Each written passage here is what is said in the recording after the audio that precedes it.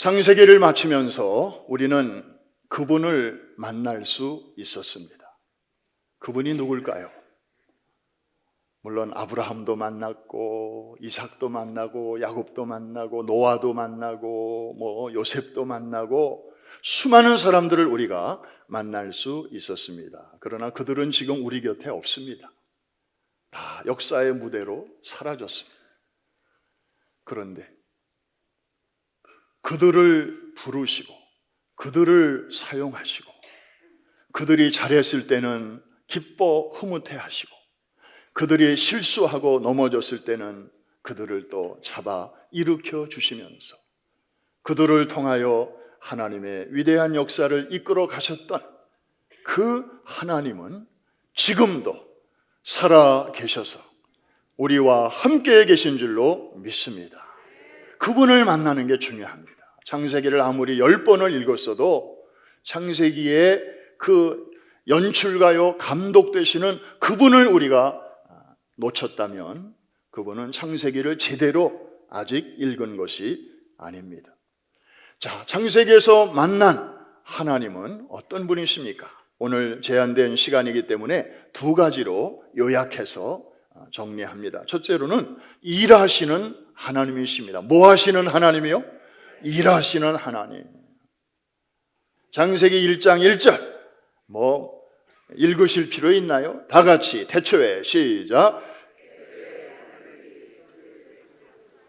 뭐 하시는 하나님이세요? 창조, 일하시는 하나님이세요. 처음부터 막 바지런하게 뭔가를 하시는 그런 역동적인 하나님을 만날 수 있습니다. 첫 절이니까 그렇죠. 그 다음 절 한번 볼까요? 2절. 다 같이 땅이 혼돈하고 공허하며 흑암이 깊음 위에 있고 하나님의 영은 수면 위에 운행하시니라. 운행하시니라. 영어 성경 표현을 보니까 하버링이라는 표현을 쓰고 있는데 혹시 미국에서 군대 갔다 오신 분이 계시면 저 하버링이라는 표현을 보면 헬리콥터가 생각날 것입니다. 헬리콥터가 땅에 착륙하기 전에 공중에 딱 서가지고 계속 프로펠러가 돌아가면서 이제 착륙할 준비를 하는 그런 장면.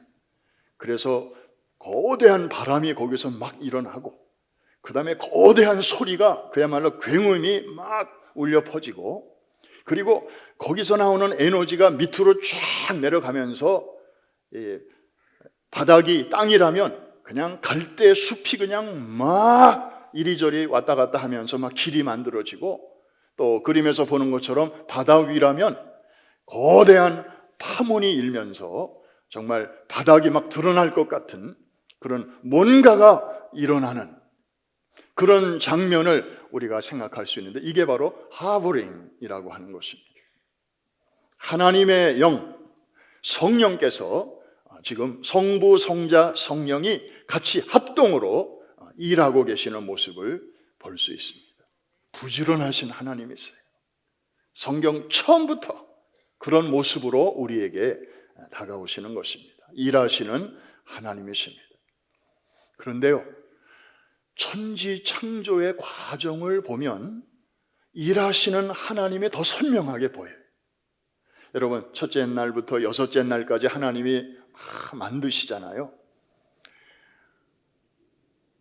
사람은 여섯째 날 만드셨습니다. 마지막 날에 만드셨습니다. 저는 참 이 감사절에 감사한 것 중에 하나가요, 우리 사람을 중요하다고 해서 하나님을 꼭 닮았다고 해서 첫 번째 날 만드셨으면 큰일 날 뻔했어요. 어디서 살아요? 뭐 먹고 살아요? 그런데 생태 환경을 6일 동안 완벽하게 다 만들어 놓으신 다음에 마지막 날 사람을 만드셨길래 망정이지.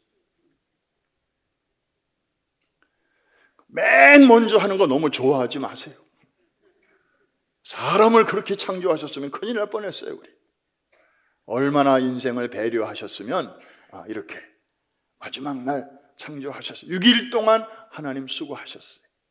그런데 그러면 사람이 마지막 날 지음받은 후에 그 다음 날이 일곱째 날인데 사람이 맨 처음에 한 일이 뭐예요? 일곱째 날에 충청도 말로 쉬었슈. 쉰 거예요. 뭘 했다고 사람이? 한 게 뭐 있다고?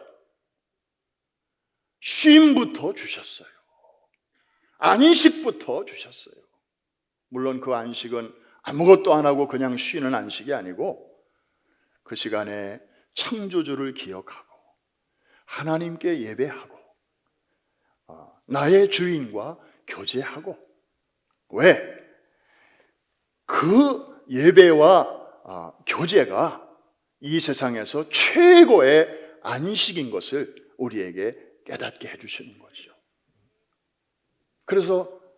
그런데 반면에 당신은 어떻게 하셨어요? 엿새 동안 부지런히 일하시고 그 다음 일곱째 되는 날 겨우 쉬셨어요.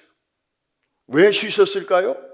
힘드셔서? 고단해서? 피곤해서? 휴식이 필요하셔서? 아니에요. 하나님은 그런 분 아니에요. 당신을 위해서가 아니라 인생을 위하여 쉬신 거예요. 사람들을 만나 주시려, 사람들과 예배를 통하여 교제하시려고. 그 전까지 하나님은 부지런히 일하셨어요. 첫째 날 이거 만드시고, 둘째 날 저거 만드시고, 셋째 날 저거, 넷째 날, 다섯째 날, 여섯. 하나님은 일부터 하셨고 사람은 쉼부터 하고. 이것이 창세기가 우리에게 보여주는 아버지의 마음입니다. 하나님은 일하시는 하나님이십니다. 그래서 시편에 보면 그분은 졸지도 아니하시고 주무시지도 아니하시고, 그래서 광야를 이스라엘 백성들이 행진할 때에도 밤이 되면 사람들이 다 잠을 자잖아요. 그런데 하나님은 그 시간에 뭘 하셨을까요? 불침번 서셨어요. 불기둥으로 성도들의 그 텐트 촌을 환히 밝혀주시면서 광야의 전갈이나 늑대나 그런 그 야생 동물들이 성도들에게 가까이 접근하지 못하도록, 그리고 다음날 날이 밝으면 하나님은 또 구름 기둥으로 바뀌셔가지고 행렬의 맨 선두에 서셔서 길이 없는 곳에서 나를 따르라 친히 앞장을 서주셨습니다. 낮에도 일하시고 밤에도 일하시는 그 하나님. 팬데믹 기간이 찾아오니까 모든 열심히 일하는 것들이 다 올스탑이 돼버리더라고요. 성도들은 교회 못 가고, 일꾼들은 직장에 못 나가고, 애들은 학교에도 못 가고, 동작그만 이 여파가 선교회까지도 왔습니다. 매년 여름이면 교회마다 젊은이들이 혹은 선교팀들이 티셔츠 입고 뭐 해외로 혹은 저 타주로 지방으로 그 선교팀들이 공항마다 터미널마다 그룹이 있는 것을 우리는 흔히 볼 수 있었어요. 그런데 작년 여름 no, 금년 여름 조금, 여전히 어려워요. 12월 초에 우리 시니어 팀들을 중심으로 또 우리 성도들이 이 파나마 해외라고 하는 곳을 이제 모처럼 처음으로 그룹으로 나가게 되는데, 아마 이 소식을 다른 주변에 있는 교회들이 들으면 좀 갸우뚱할 거예요. 잘 이해가 안 될 거예요. 그러나 우리는 이미 수양회를 통해서 그런 그 경험과 체험을 많이 했고 아주 안전하게 했기 때문에 만반의 준비를 갖추고 이제 나가게 되는데, 대부분의 모든 모임들이 취소, 연기, 보류, 선교마저 그렇게 된 것처럼 보이고 하나님마저 쉬고 계신 것처럼 보일 수 있습니다. 그러나 그것은 현상일 뿐이지 실상은 아니었습니다. 실체가 아니었다 이 말입니다. 예를 하나 들어볼까요? 뭐 다 아시는 얘기입니다만은 작년 3월에 팬데믹이 터졌을 때 밖에 나가지도 못하고 교회도 못 나오시는 성도님들이 좀 걱정이 돼서 이거 영상으로라도 뭔가를 좀 보내드려서 좀 위로와 격려와 새 힘을 얻게 해야 되겠다. 그래서 월요일마다 이제 성경 공부가 나가고 또 수요일마다 짤막한 영상 메시지를 내보냈잖아요. 저는 그런 내용들을 그저 우리 교인들이나 성도들이나 좀 받아보고 좀 이렇게 은혜를 받고 힘을 얻고 용기를 얻으면 좋겠다. 또 그런 줄로 알았어요. 나중에 알고 보니까 이게 이제 미국, 한국을 왔다 갔다 할 뿐만 아니라 한국에 있는 가족, 친지, 친구는 물론 이 동창들 이 단톡방이 이게 대단하더라고요. 초딩, 중딩, 고딩, 그 다음에 대학, 저마다 다 한두 개씩은 단톡방에 있는데 좋은 내용들은 거기다가 다 올리니까 그분들이 이거를 읽고 또 아유 이거 누구에게도 좀 보냈으면 좋겠다 이런 생각이 드니까 그분들이 또 갖고 있는 그 단체 카톡방에다가 이걸 또 막 올리게 되니까 이게 막 기하급수적으로 번져가는 거예요. 오지에 계신 선교사님들도 그 내용을 다 보고 계시더라고. 심지어 캐톨릭 신자들도, 심지어 불교 스님까지도 정기 구독을 하고 계시더라고요. 그걸 어떻게 알았겠어요? 미국의 어느 타주에 계시는 불교 스님이 있는데 같은 동네에 어느 목사님하고 같이 뭐 가끔 식사도 하고 그러는가 봐요. 근데 어느 날 어이 자네 이것 좀 읽어보라고. 그래서 보니까 자기가 아는 목사가 보내는 거거든요. 이번 한국총회에 만났는데 그분이 저한테 얘기해 주니까 그걸 알았죠. 아니 세상에 팬데믹 기간에 정말 하나님은 쉬지도 않고 하나님의 방식으로 여전히 일하시는구나. 할렐루야. 사도 바울 시대에 로마 제국이 가는 곳마다 정복하는 곳마다 길을 뚫었습니다. 길을 깔았습니다. 물론 군사적 목적이었고 경제적 목적이었습니다. 군인들이 더 신속하게 왔다 갔다 하면서 경제적인 착취를 할 수 있기 위한 목적으로 그렇게 한 것이죠. 그래서 그 당시에 모든 길은 어디로? 로마로라는 말이 그때 생긴 거예요. 그런데 하나님이 일하시는 거 보십시오. 사도 바울 일행으로 하여금 그 길을 통해서 그 당시에 세계라고 할 수 있는 지중해에 연한 여러 나라들을 어려움 없이 로마 시민권자니까 당당하게 복음을 들고 곳곳에 가서 전할 수 있게 하셨고 나중에는 로마 여행까지 하게 하시고 정말 그 당시 그 옛날 2000년 전에 교통수단도 변변치 않고 아마 그렇게 뚫려진 길이 아니고 산길, 강길 막 그런 데로만 다녔으면 강도와 도적과 정말 어마어마한 위험과 늘 날마다 싸워야 했을 텐데 그 짧은 인생 살면서 그 많은 아름다운 복음 전파의 사역을 감당할 수 있도록 하나님께서 세상의 그 문화와 그리고 문명을 역이용하신 것입니다. 그 하나님이 오늘날에는 어떤 일을 하셨습니까?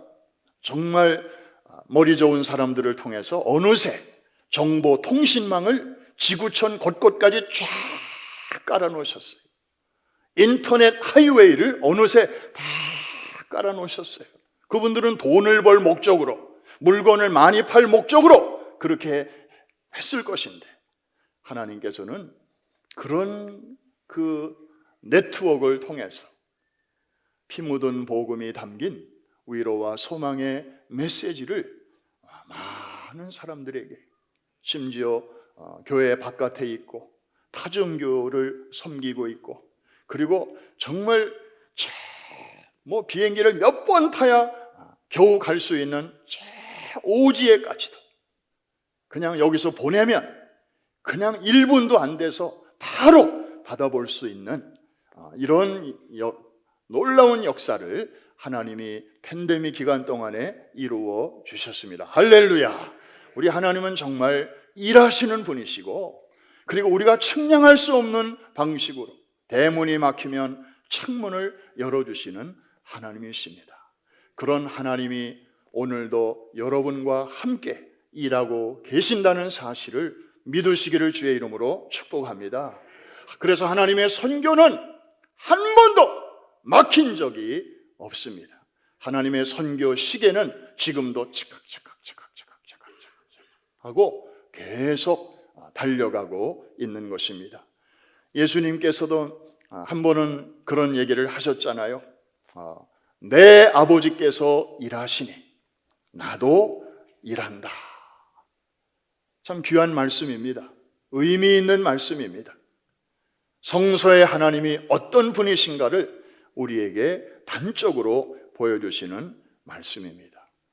가끔 여러분 중에서 혹시 왜 하나님은 다른 사람들을 위해서는 저렇게 열심히 일하시는데 왜 내 기도는 왜 안 들어주실까? 왜 내 주변 상황은 이렇게 아무런 변화가 없을까? 혹시 그렇게 좀 낙심하는 분이 오늘 오셨다면, 여러분, 주님은 말씀하십니다. 아무개야, 네 눈에는 내가 아무 일도 하지 않는 것처럼 보이지. 그러나 백조를 보라. 호수 위에 떠 있는 백조를 봐라. 그냥 아무 일도 안 하고 떠 있는 것 같아도 수면 아래서는 저를 잘 보십시오.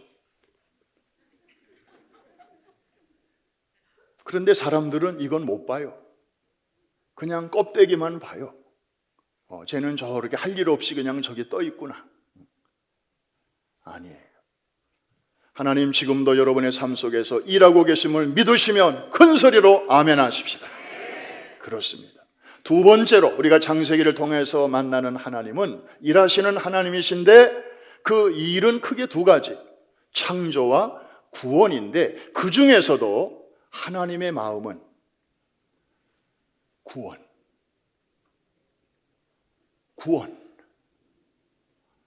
구원에 기울어 계시는 하나님을 우리는 만날 수 있습니다. 창세기 첫 두 장은 창조에 대한 이야기입니다. 그래서 1장은 천지창조, 보이는 세계와 보이지 않는 세계. 그런데 2장은 사람 창조입니다. 아직 죄가 들어오기 이전에 그 아름다운 상태를 우리에게 보여주고 있습니다. 정말 하나님의 온전한 통치가 100% 작동하고 있는, 그야말로 문자 그대로 Kingdom of God, 그리고 히브리어로 샬롬, 그 상태, 그거를 그대로 보여주고 있는 게 창세기 1장과 2장입니다.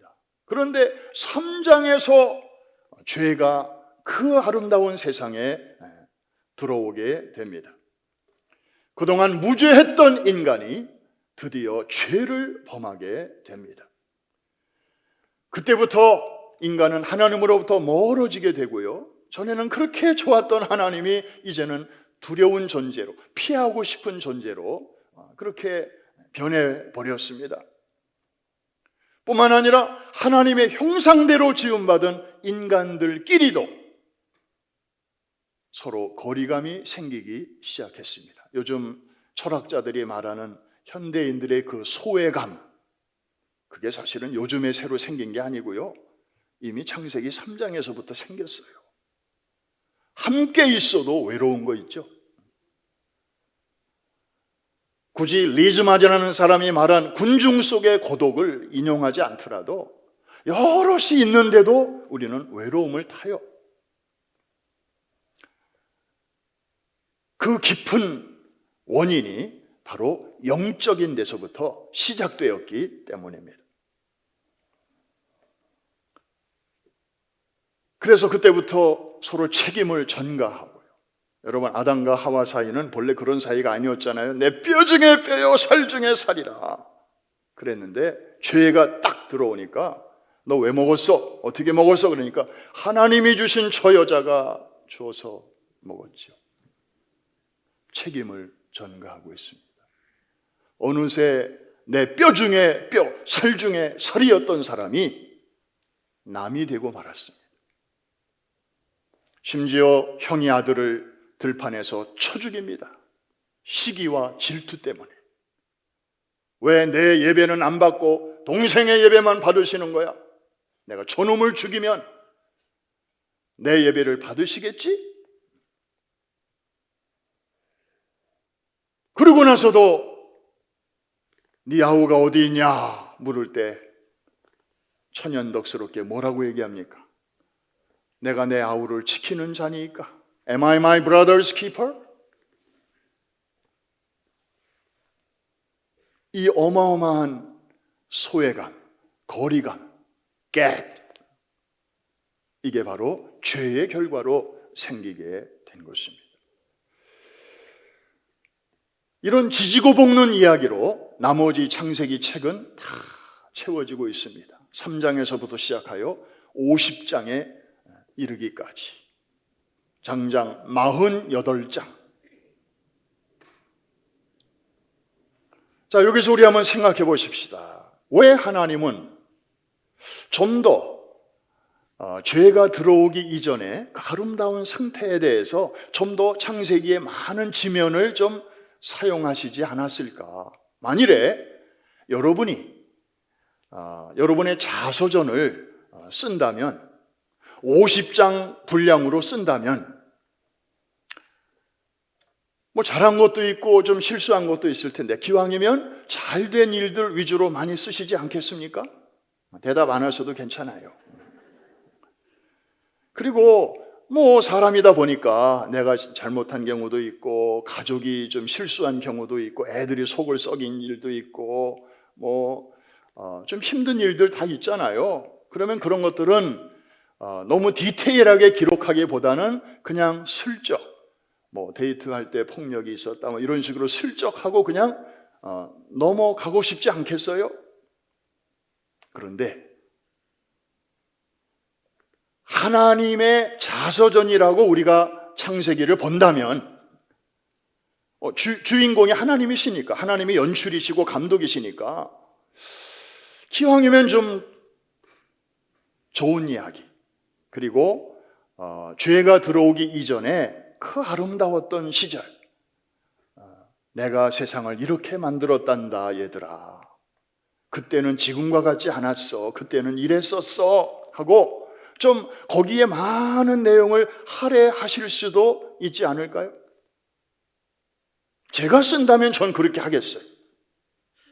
그런데 이 50 chapter, 50개나 되는 챕터에서 하나님의 그 아름다움과 능력과 솜씨, 오리지널, 그 세계를 우리에게 보여주는 내용을 위해서는 겨우 2장만 쓰시고요. 나머지 48장은 망가진 세계, 파괴된 세상, 하나님의 형상이 막 이렇게 일그러져 가지고 서로 미워하고 시기하고 질투하고 죽이고 배신하고 배반하고 속이고 막 더 가지려고 하고 팔아넘기고 옥에 가두고 뭐 이런 스토리들이 참 지지고 볶는 이야기들로 꽉 차 있습니다. 죄가 들어오기 전에 그 아름다웠던 세계,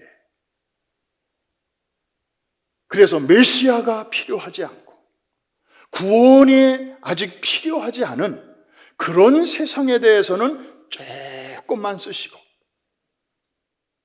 정말 회복이 필요하고 구원이 절실하게 필요한 그런 세상과 그 세상에 살고 있는 인간들을 위해서는 48장이나 할애하고 계시는 그 아버지의 마음은 뭘까? 왜 그렇게 하셨을까? 하나님의 1차적 관심은 거기가 아니었고 여기였습니다. 구원이 필요한, 회복이 필요한 세상이었습니다. 그리고 영혼 구원이었습니다. 나에게는 너희들이 중요해. 내 관심은 그냥 완전한 이런 세상이 아니고 너희들이 지금 지지고 볶으면서 살아가고 있는 바로 거기야. 내 마음은 지금 거기에 가 있어. 이것이 바로 2대 48이라고 하는 지독한 불균형이 우리에게 전해주는 메시지입니다. 창세기를 전체적으로 볼 때에 하나님이 말씀해 주시는 것입니다. 그 구체적인 방법은 무엇입니까? 찬란한 빛, 영광 중에 거하시는 독생자 아들을 이 어두운 세상으로 내려 보내시는 것이었습니다. 여러분, 이 예배당도 스위치를 탁 끄면 낮인데도 캄캄합니다. 창문이 없잖아요. 그런데 스위치만 탁 올리면 어느 순간에 밤새도록 여기에 가득했던 어둠이 샥 쫓겨나고 이렇게 아름다운 예배당으로 바뀌는 것처럼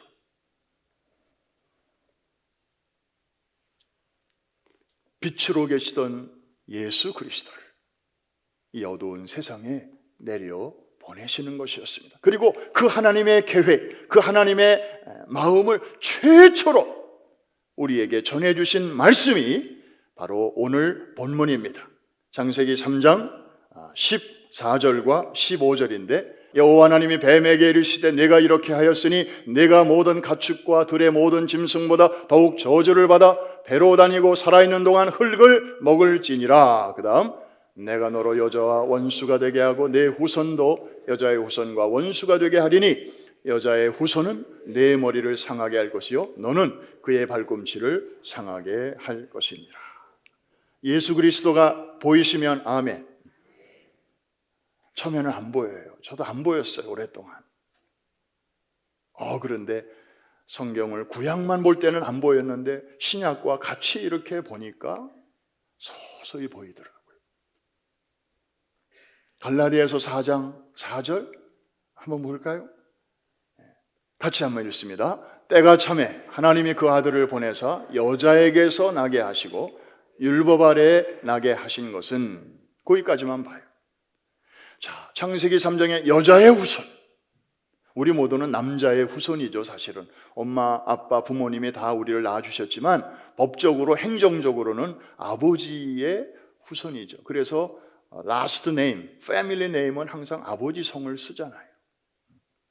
고생은 엄마가 하셨는데 우리는 다 남자의 후손이에요.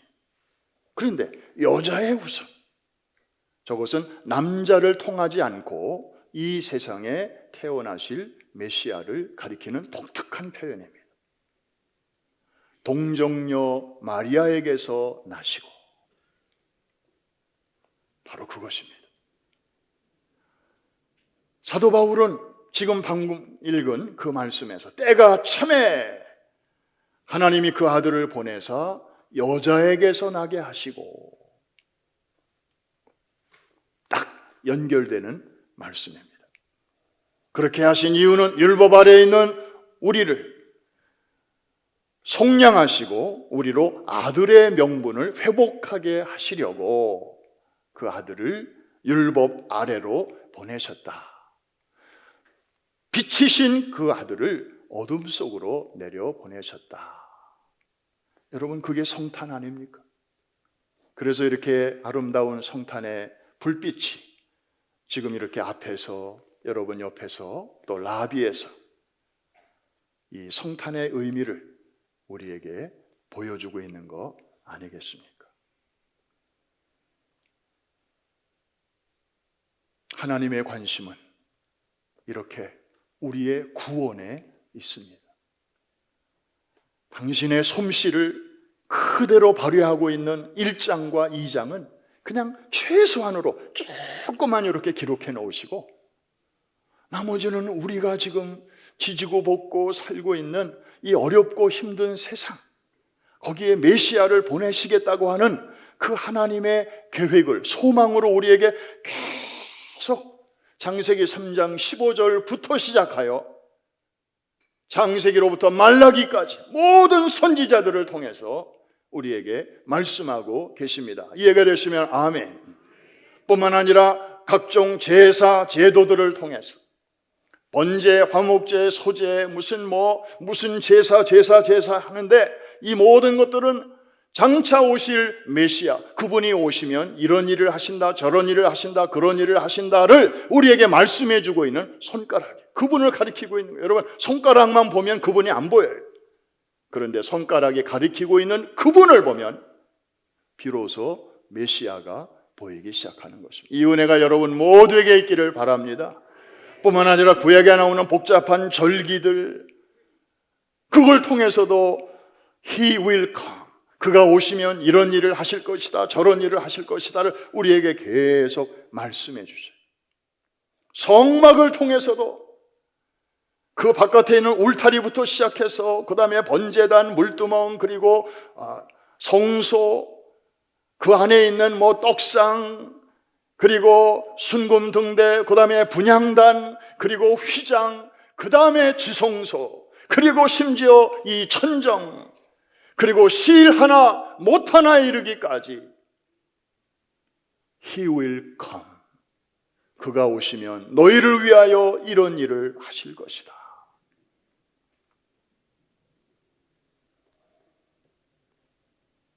이것이 하나님의 마음입니다.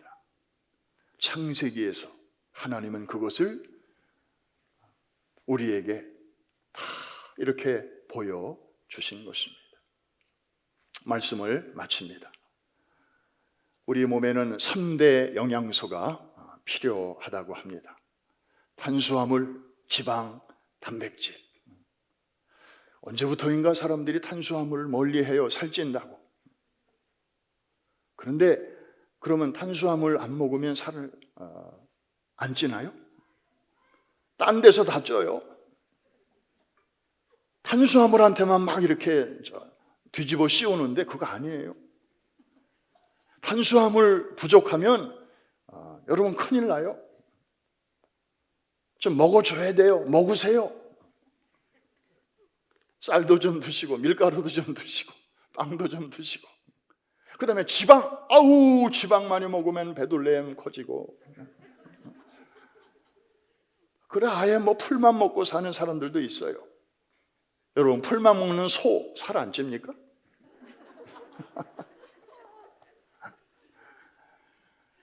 이 지방을 멀리하는 분들 보니까 매가리가 없어요. 기운을 못 써요. 몸은 야리야리해서 좋긴 한데, 이게 3대 영양소가 골고루 있어야 이게 독감도 이겨낼 수 있고 추운 겨울도 잘 견뎌낼 수 있는 줄로 우리는 알고 있습니다. 마찬가지로 우리의 신앙에도 3대 요소가 꼭 필요합니다. 다른 거는 좀 부족해도 괜찮은데 이 3가지 요소는 정말 꼭 있어야 돼요. 첫 번째가 에베네셀 신앙입니다. 여러분, 이 신앙은 우리 신앙생활의 파운데이션, 그 기초입니다. 과거에 하나님이 베풀어 주신 은혜에 대해서 감사할 줄 모르는 사람에게는요, 미안하지만 하나님이 새 은혜를 부어주고 싶으셔도 망설이셔요. 왜 그러실까요? 줘봐야 뭐해? 감사할 줄도 모르는데. 이전의 것도 감사 못하는 상황에서 새 것을 준들 과연 감사를 느낄 줄 아나? 여러분이 하나님이시라면 그런 생각 안 하겠어요? 우리와 똑같으시지는 않겠지만. 그래서 에베네셀 신앙은 정말 기초입니다. 여기까지 인도해 주신 하나님의 은혜, 팬데믹 속에서도 나와 내 가정과 모든 범사를 여기까지 지켜주신 은혜, 에베네셀의 신앙의 사람 되시기를 주의 이름으로 축복합니다. 지난주일에 감사주일 또 감사주간이라서 반짝 그때만 좀 감사하네요 이렇게 하고 끝날 것이 아니고, 두 번째 신앙의 영양소는 임마누엘 신앙입니다. No matter what, 내가 산 꼭대기에 있든지 저 깊은 계곡에 있든지 임마누엘, God with us. 우리가 그거를 수시로 잊어버리기 때문에 하나님께서는 매년 이맘때가 되면 넉 주간, 한 달 동안을 그 임마누엘의 신앙을 리마인드 시켜주시기 위해서 소위 어드벤트, 대강절, 대림절이라는 절기를 우리에게 허락해 주시는 거예요. 오늘부터 시작입니다. 12월 셋째 주일까지 넉 주간. 그래서 오신 주님을 감사하고 다시 오실 주님을 바라보는, 그러면서 임마누엘의 신앙으로 살아가게 하는, 여러분 임마누엘의 신앙으로 잘 무장돼서 오늘도 내일도 팬데믹도 잘 끝까지 이겨나가시는 신앙의 용사들 되시기를 주의 이름으로 축원합니다. 마지막 마라나다의 신앙, 이거는 우리 신앙의 결론입니다. 복음의 하이라이트입니다. 신랑으로 오시는 예수님 앞에 우리 모두는 정결한 신부로 서게 될 것입니다. 그날에 여러분의 눈에서 눈물을 닦아주실 것이고, 수고하고 애쓴 주의 몸을 세우기 위해서 애쓰며 수고한 종들과 일꾼들의 이마에서는 땀을 다 닦아주시면서 우리 안에 시작하신 구원의 역사를 마침내 완성해 주실 것입니다. 초림의 예수는 믿으면서 다시 오실 주님에 대해서는 좀 희미한 그런 신앙을 가진 분들이 오늘날 참 많습니다. 2000년 전에 오신 예수는 내가 믿겠는데 앞으로 구름을 타고 다시 오신다고 그걸 나보고 믿으라고? 지금이 어떤 시대인데? 뭐 이러는 사람들이 적지 않습니다. 큰일입니다. 이런 사람들이 많으면 많을수록 교회는 살은 쪄도 건강하지 않습니다. 성도들의 신앙이 평안한 때는 강한 것 같은데 막상 위기에 딱 부딪히면 비틀비틀합니다. 기독교는 생명력이 떨어집니다.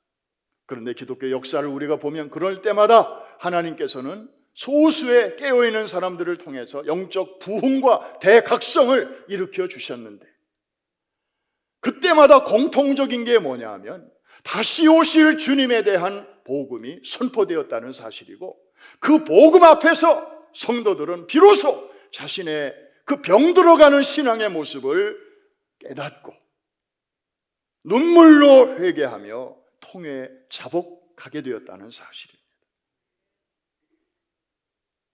마라나다의 신앙이 없으면요, 아무리 회개의 메시지를 전해도 회개 안 일어납니다. 교회 부흥 어림없습니다. 마라나다의 신앙으로 다시 한번 이 절기에 무장되는 저와 여러분 되시기를 주의 이름으로 축복합니다. 옆에 계신 분에게 한번 축복하며 인사하겠습니다. 마라나다. 주님은 다시 오십니다. 아멘. 주 예수여 어서 오시옵소서. 에베네셀, 임마누엘, 마라나다 이 신앙으로 코로나도 이기게 되시기를 주의 이름으로 축복합니다. 델타, 오미크론 변종이 아니라 그 이상의 새로운 변종도 넉넉히 이겨내게 되시기를 주의 이름으로 축복합니다. 코로나, 블루, 우울증, 불안감, 이런 모든 것들이 나와 내 자녀들과 내가 아는 사람들을 위협한다 할지라도 이 세 가지 영양소를 잘 드심으로 이 코로나의 막바지 터널을 너끈하게 잘 이겨나가게 되시기를 주의 이름으로 축원합니다. 축복합니다.